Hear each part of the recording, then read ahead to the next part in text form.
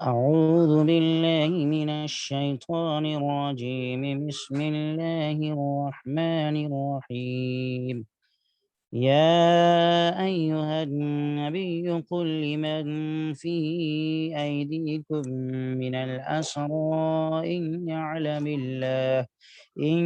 يعلم الله في قلوبكم خيرا يؤتكم خيرا مما أخذ منكم ويغفر لكم والله غفور رحيم وإن يريدوا خيانتك فقد خانوا الله من قبل فأمكن منهم والله عليم حكيم صدق الله العظيم رب اشرح لي صدري ويسر لي أمري واحلل عقدة من لساني يفقه قولي رب زدني علما رب زدني علما رب زدني علما اللهم صل على سيدنا ومولانا محمد وعلى آل محمد وبارك وسلم. معزز سامعین، اس وقت سورۃ الانفال کی آیت نمبر 70 اور 71 کل 2 آیتیں آپ حضرات کی خدمت میں پیش کی گئی ہیں۔ اللہ تبارک و تعالی فرماتے ہیں، اے نبی صلی اللہ علیہ وسلم، آپ کہہ دیجئے ان لوگوں سے جو آپ کے قبضے میں قیدی ہیں، اگر اللہ تمہارے دلوں میں کوئی بھلائی پائے گا تو جو کچھ تم سے لے لیا گیا ہے وہ اس سے بہتر تمہیں عطا فرمائے گا اور تمہیں بخش دے گا، اور اللہ بخشنے والا بہت رحم کرنے والا ہے۔ اور اگر یہ لوگ آپ صلی اللہ علیہ وسلم سے خیانت کرنا چاہیں تو اس سے پہلے یہ اللہ سے بھی خیانت کرتے رہے ہیں، تو اللہ نے ان کو پکڑوا دیا، اور اللہ جاننے والا حکمت والا ہے۔ عزیزان گرامی قدر، اس آیت کا مفہوم اور اس کے معانی سمجھنے کے لیے ہمیں غزوہ بدر کے جو قیدی گرفتار ہوئے تھے ان کے بارے میں 2 باتیں ذہن میں رکھنے کی ضرورت ہے۔ ایک تو یہ کہ ان قیدیوں میں بہت سے وہ لوگ بھی شامل تھے جو اپنی مرضی اور اپنی خوشی سے جنگ لڑنے نہیں آئے تھے، بلکہ وہ اپنے سرداروں کے دباؤ میں یا کسی مجبوری اور کسی مصلحت کی بنیاد پر بادل نخواستہ جنگ میں شریک ہوئے تھے۔ دوسری بات ذہن میں یہ رکھنے والی ہے کہ بہت سے لوگ ان قیدیوں میں مسلمانوں کے قریبی رشتہ دار تھے۔ خود نبی کریم صلی اللہ علیہ وسلم کے حقیقی چچا حضرت عباس رضی اللہ تعالیٰ عنہ بھی انہی قیدیوں میں شامل تھے۔ ان کے بارے میں غالب گمان یہی ہے کہ وہ ایمان تو لا چکے تھے، مگر اس وقت تک انہوں نے اپنے ایمان کا اظہار نہیں کیا تھا۔ روایات میں آتا ہے کہ حضرت عباس رضی اللہ تعالی عنہ کو جن رسیوں میں باندھا گیا تھا ان کے بندھن بہت سخت تھے، اور اسی سخت بندش کی وجہ سے حضرت عباس رضی اللہ تعالی عنہ بہت شدید قسم کی تکلیف محسوس کر رہے تھے اور بار بار کراہ رہے تھے۔ حضور اقدس صلی اللہ علیہ وسلم کو ان کے کراہنے کی آواز آ رہی تھی اور آقا صلی اللہ علیہ وسلم بے چین ہو جاتے تھے، مگر قانون تو قانون ہے، سب کے لیے برابر، لہذا حضور پاک صلی اللہ علیہ وسلم نے اپنے چچا حضرت عباس کے لیے کسی رعایت کی خواہش کا اظہار کسی سے نہیں کیا، مگر جب اپنے چچا کی تکلیف آقا صلی اللہ علیہ وسلم کی طبیعت پر بہت زیادہ بھاری اور گراں گزرنے لگی تو حضور پاک صلی اللہ علیہ وسلم نے حکم دے دیا کہ تمام قیدیوں کے بندھن اور بندش کو ڈھیلا کر دیا جائے،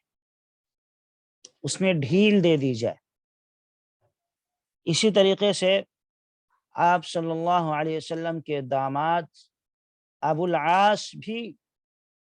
انہی قیدیوں میں تھے، اور جب حضور پاک صلی اللہ علیہ وسلم کے بڑی صاحبزادی حضرت زینب رضی اللہ تعالی عنہا نے اپنے شوہر نامدار کو چھڑانے کے لیے اپنا ہار فدیے کے طور پر بھیجا، جو ہار انہیں شادی کے موقع پہ حضرت خدیجہ رضی اللہ تعالی عنہا نے دیا تھا، جب حضور پاک صلی اللہ علیہ وسلم کے نظر اس ہار پر پڑی تو آقا صلی اللہ علیہ وسلم کی طبیعت میں رقت پیدا ہو گئی اور آپ کے آنکھوں سے آنسو بہنے لگے۔ حضرت خدیجہ رضی اللہ تعالی عنہا کی یاد، آپ کی مہربانیاں، آپ کی محبتیں، شفقتیں اور آقا صلی اللہ علیہ وسلم کے تئیں آپ کا خلوص اور آپ کی قربانیاں ایک دم یاد آ گئی۔ حضور پاک صلی اللہ علیہ وسلم کے آنکھوں میں آنسو آ گئے۔ آپ صلی اللہ علیہ وسلم نے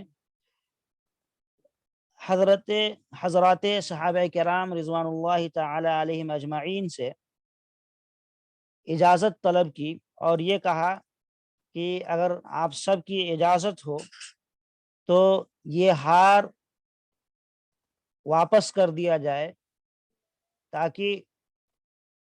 ماں کی نشانی بیٹی کے پاس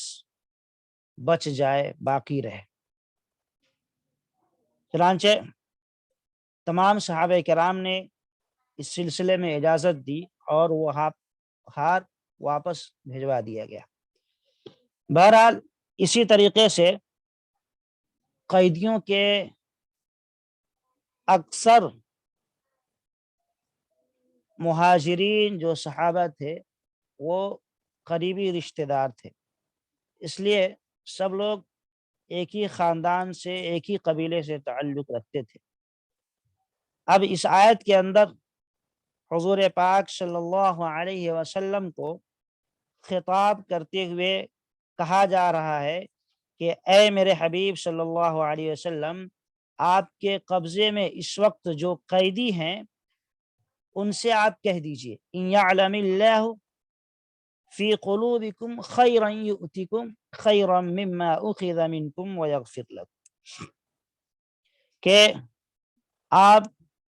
ان قیدیوں سے یہ کہہ دیجئے کہ تمہاری نیتوں اور تمہارے دلوں میں کوئی بھلائی اللہ اگر پائیں گے تو جو کچھ تم سے فدیے کے طور پہ لیا گیا ہے اللہ اس سے بہتر تمہیں عطا فرما دیں گے۔ یعنی قیدیوں نے جو فدیہ دیا تھا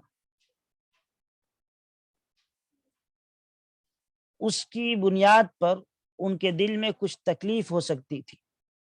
کہ ہم قید ہو گئے اور ہم سے پیسہ لیا گیا، ہم مصیبت میں گرفتار ہیں، تو ان کی مصیبت کو ہلکا کرنے کے لیے اللہ رب العالمین کی مہربانی دیکھیں کہ اللہ کس قدر مہربان ہیں کہ اپنے دشمنوں کی تکلیف کو کم کر رہے ہیں اور کہہ رہے ہیں کہ اے میرے نبی، آپ ان قیدیوں کو جن کو چھوڑ دیا گیا فدیہ لے کر کے، آپ ان کو کہہ دیجئے کہ اگر اللہ تمہارے دلوں میں کوئی بھلائی پائے گا بھلائی سے مراد ایمان۔ اگر تم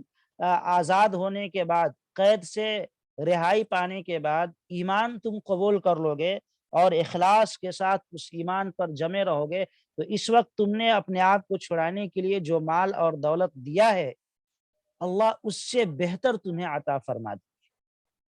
اگر تمہارے دلوں میں ایمان بس گیا، اخلاص کے ساتھ تم مومن ہو گئے اور اپنے آپ کو بھلائی کے راستے پر تم نے ڈال لیا اور پچھلے کفر و شرک والی زندگی سے توبہ کر لی،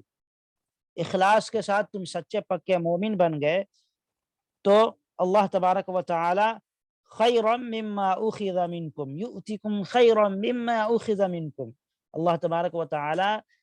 تم کو اس مال سے بہت بہتر مال عطا فرمائے گا اس وقت جو تم نے فدیہ کے طور پر اپنے آپ کو چھڑانے کے لیے دیا ہے۔ لہذا اور صرف مال ہی اللہ تمہیں نہیں دے گا، بلکہ یغفر لکم، اللہ تمہاری بخشش فرما دے گا۔ جو تم نے اسلام کے خلاف تلوار اٹھائی اور مسلمانوں کے خلاف جنگ کے لیے تم آئے، اور اس سے پہلے بھی تم مکے کے اندر مسلمانوں کو ستاتے رہے، مسلمانوں کو تکلیف پہنچاتے رہے، گلیوں میں گھسیٹا، مارا پیٹا،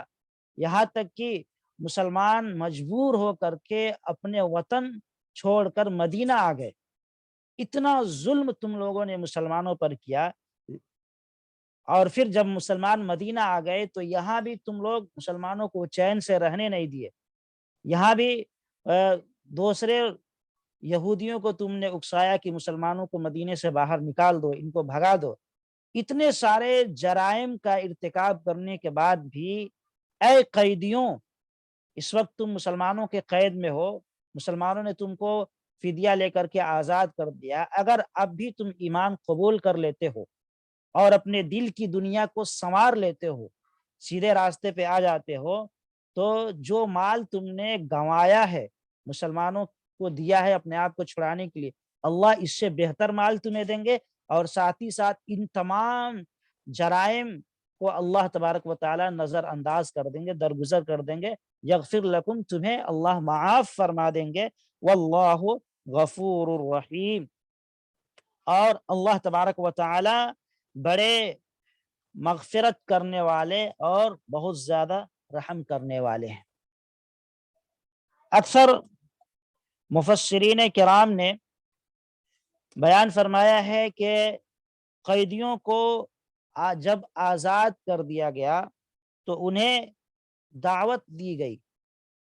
اسلام کے قبول کرنے کی، اور یہ کہا گیا کہ اب تم آزاد ہو گئے ہو، اب خود تم اپنے نفع اور نقصان کے بارے میں سوچو، غور کرو، فکر کرو۔ انہیں دعوت دی گئی، اسلام کی خوبیاں ان کے سامنے بیان کی گئی، لہذا واقعات اس بات پر گواہ ہیں کہ بہت سارے قیدیوں نے ایمان قبول کر لیا، اور جن لوگوں نے ایمان قبول کیا اور مسلمان بن گئے، اللہ تبارک و تعالی نے ان کی مغفرت کے ساتھ ساتھ ان کے درجات کو بھی بلند کیا، اور دنیا میں بھی اللہ نے اتنا مال دیا کہ وہ مال انہوں نے جو فدیے میں دیا تھا اس سے کئی گنا زیادہ تھا۔ ایسے بہت سارے واقعات ہیں۔ چنانچہ یہ آیت نازل ہوئی اور اللہ نے کہا کہ اگر تم ایمان قبول کر لیتے ہو، اپنے آپ کو سیدھے راستے پہ ڈال دیتے ہو اور اپنے دل میں بھلائی کو پیدا کر لیتے ہو، اور دل میں تمہارے جو کفر اور شرک کی گندگی ہے اس کو صاف کر لیتے ہو، تو اللہ تمہیں اس سے بہتر مال دے گا جو تم نے فدیے کے طور پہ مسلمانوں کو دیا ہے۔ چنانچہ اس آیت کے شان نزول میں بہت سارے مفسرین نے حضرت عباس رضی اللہ تعالی عنہ کا واقعہ نقل فرمایا ہے۔ وہ یہ ہے کہ حضرت عباس رضی اللہ تعالی عنہ جب قیدیوں میں گرفتار ہو کر کے آئے تو چلنے سے پہلے، مکۃ المکرمہ سے چلنے سے پہلے انہوں نے تقریباً 700 گنی سونا اپنے ساتھ لیا تھا، اور اس نیت سے لیا تھا تاکہ وہ اپنے کافر لشکر پر خرچ کریں، اور یہ مال ابھی خرچ نہیں ہو پایا تھا کہ وہ اس سونے اور مال کے ساتھ گرفتار ہو گئے، مسلمانوں کے قید میں آ گئے۔ اب جب تمام قیدیوں سے فدیہ لیا جانے لگا تو انہوں نے حضور پاک صلی اللہ علیہ وسلم سے عرض کیا، کہا کہ میرے ساتھ جو سونا تھا اس کو میرے فدیے کی رقم میں لگا دیا جائے۔ حضرت عباس نے حضور پاک صلی اللہ علیہ وسلم سے کہا،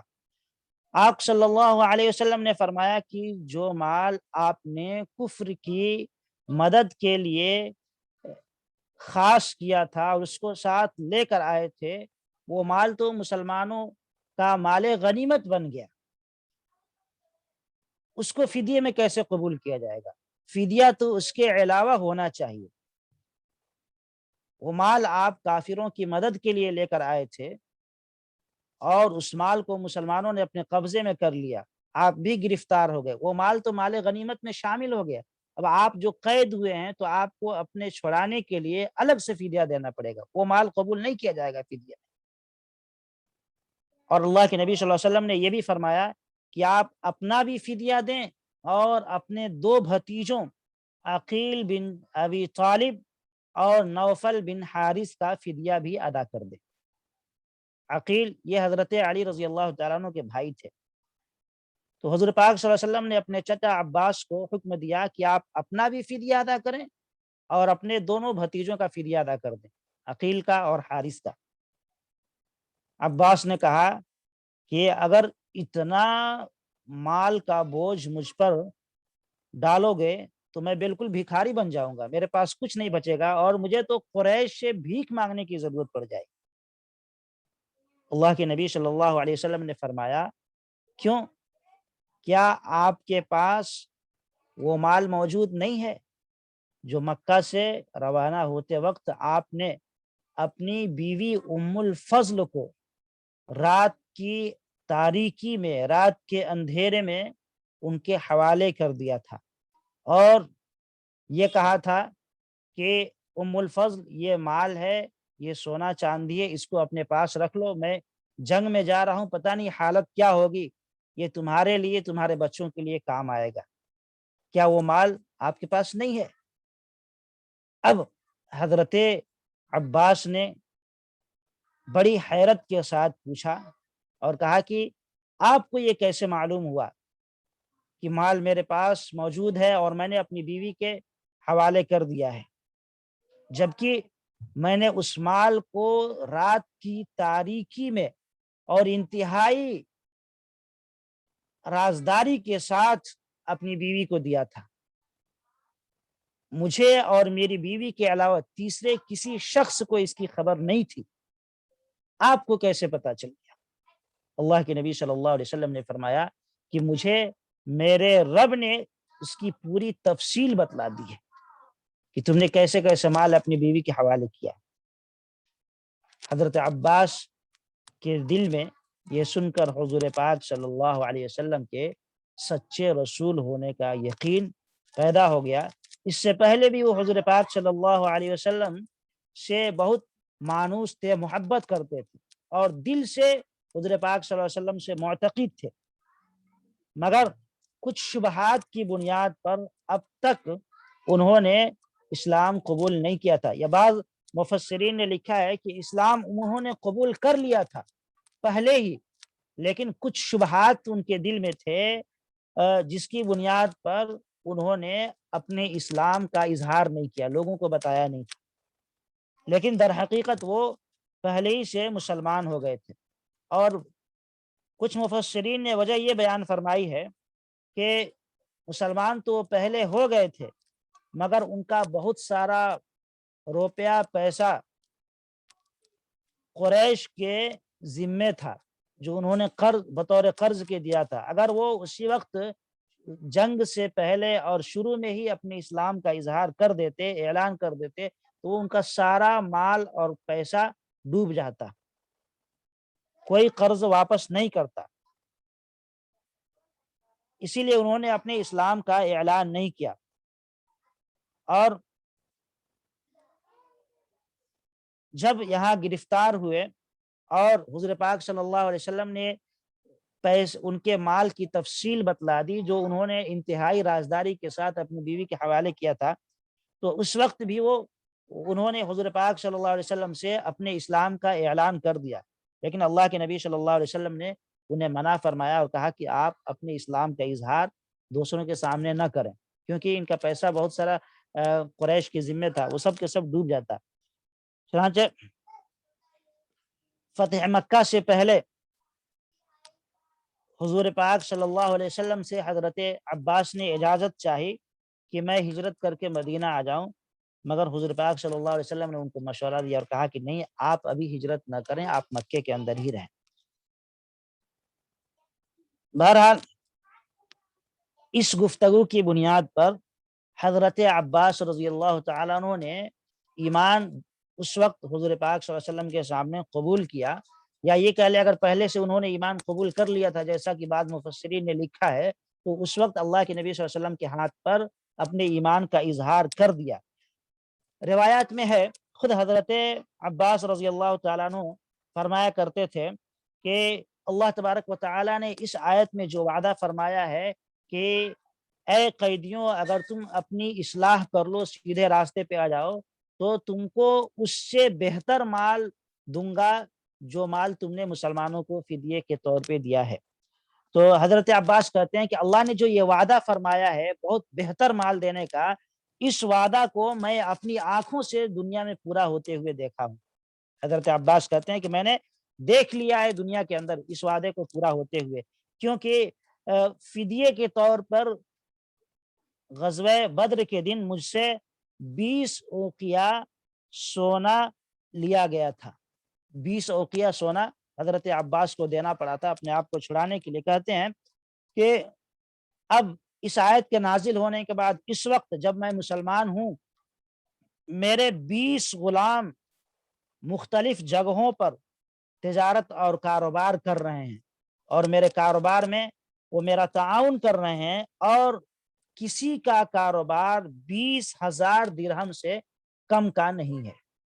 حضرت عباس کہتے ہیں کہ اللہ نے جو وعدہ فرمایا کہ تم اگر اپنی اصلاح کر لو گے، سیدھے راستے پہ آ جاؤ گے، تو جو مال تم نے اپنے آپ کو چھڑانے کے لیے دیا اس سے بہتر میں دوں گا، اللہ کا یہ وعدہ ہے۔ تو حضرت عباس کہتے ہیں کہ میں نے ایمان قبول کر لیا، اپنی اصلاح کر لی، تو 20 اوقیہ میں نے خرچ کیا تھا اپنے آپ کو چھڑانے کے لیے۔ اس وقت میرے 20 غلام دنیا میں کاروبار کر رہے ہیں، اور کسی کا کاروبار اور بزنس 20,000 درہم سے کم کا نہیں ہے۔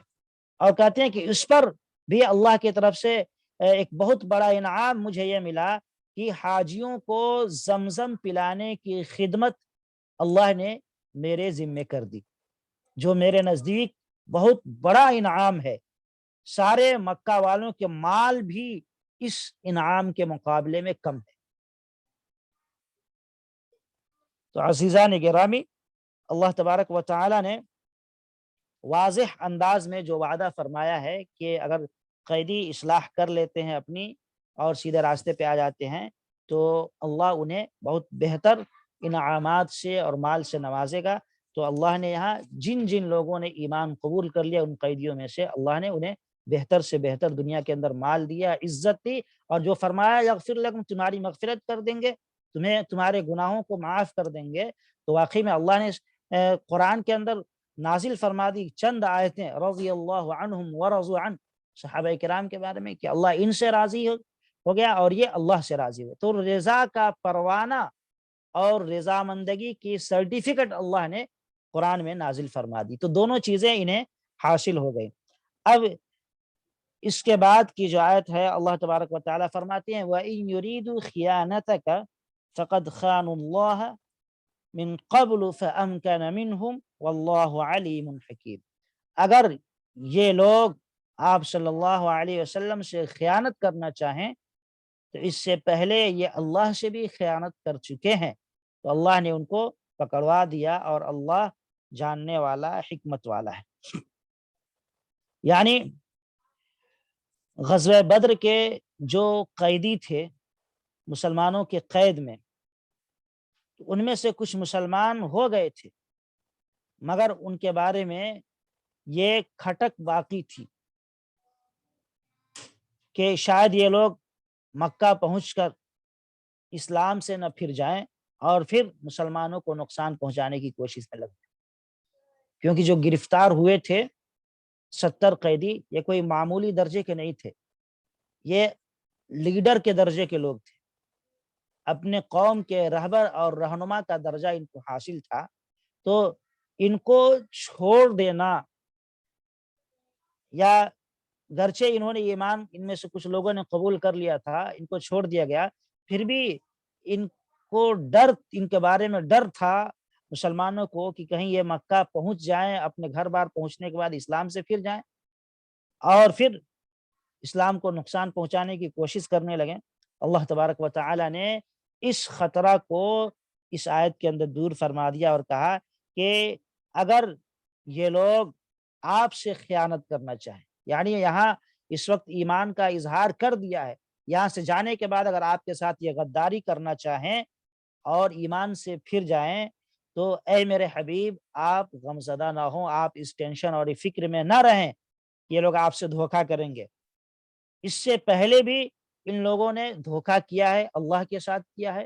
عالم ارواح میں وعدہ کیا تھا کہ ہم ایک اللہ کی عبادت کریں گے۔ اسی طریقے سے اللہ نے انہیں مکہ بیت اللہ اور کعبۃ اللہ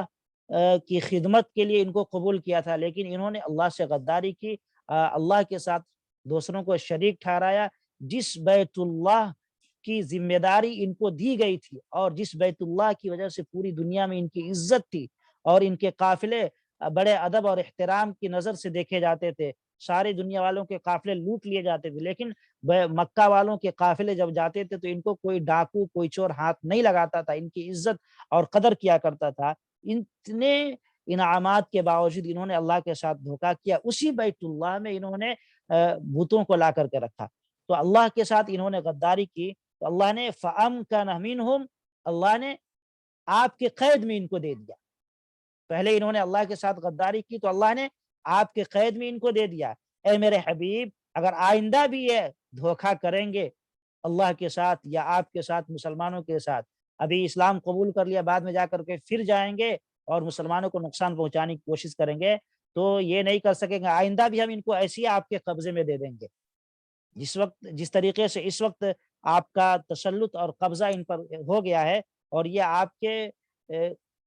قبضے میں ہیں، قید میں ہیں، اگر انہوں نے چال چلی اور پھر آئندہ نقصان پہنچانے کی کوشش کی آپ کو اور مسلمانوں کو، تو آئندہ بھی ہم جس طریقے سے آج ان کو آپ کے قبضے میں دے دیا آئندہ بھی ہم دے دیں گے، اور یہ آئندہ بھی ذلیل ہوں گے۔ تو یہ کب تک دھوکہ کرتے رہیں گے، کب تک غلط راستے پہ رہیں گے؟ انجام کا ان کو ذلیل ہونا ہی ہے۔ لہذا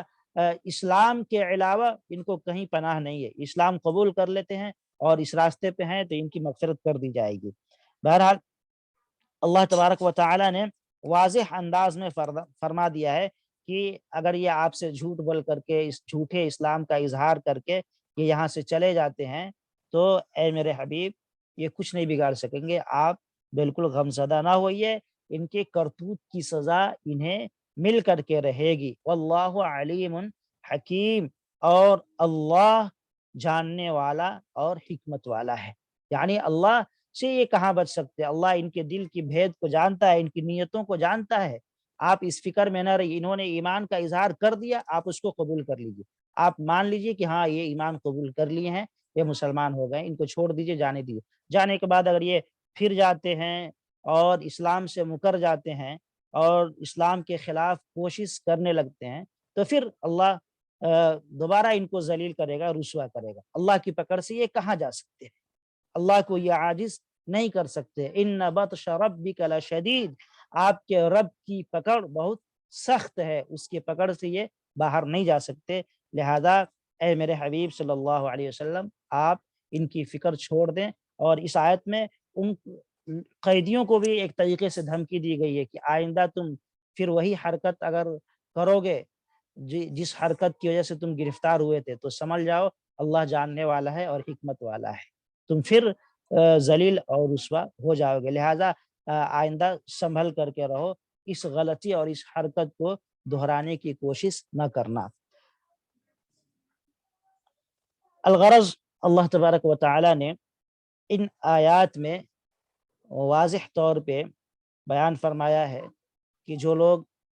ایمان قبول کر لیں، پچھلی زندگی سے توبہ کر لیں، تو اللہ ان کی توبہ کو قبول کر لیں گے، اور ایمان کی وجہ سے اگر کچھ نقصان ہوتا ہے تو اللہ اس سے بہتر ان کو عطا فرمائیں گے، جیسا کہ حضرت عباس رضی اللہ تعالی عنہ کو اللہ نے اس سے بہتر دیا تھا جو انہوں نے خرچ کیا تھا اپنے آپ کو چھڑانے کے لیے۔ یہاں ایک بات اور واضح کر دوں ناظرین کہ اوقیہ جو حضرت عباس نے 20 اوقیہ سونا دیا تھا اپنے آپ کو چھڑانے کے لیے، تو یہ واضح کر دوں کہ موجودہ وزن کے اعتبار سے اوقیہ ایک اوقیہ 40 درہم کا ہوتا ہے، اور گرام کے اعتبار سے اختلاف ہے، الگ الگ ملکوں میں الگ الگ گرام ہو جاتا ہے، جیسے کہیں پہ 30 گرام سونا کے برابر ہوتا ہے ایک درہم، کہیں پہ اس سے زیادہ ہوتا ہے، اس طریقے سے بہرحال 800 درہم حضرت عباس نے اپنے آپ کو چھڑانے کے لیے دیے تھے۔ اللہ تبارک و تعالی سے دعا ہے کہ اللہ پاک ہمیں اور آپ کو قرآن کریم کی محبت نصیب فرمائے، آیات میں غور فکر اور تدبر کی توفیق نصیب فرمائے۔ وآخر دعوانا ان الحمد للہ رب العالمین۔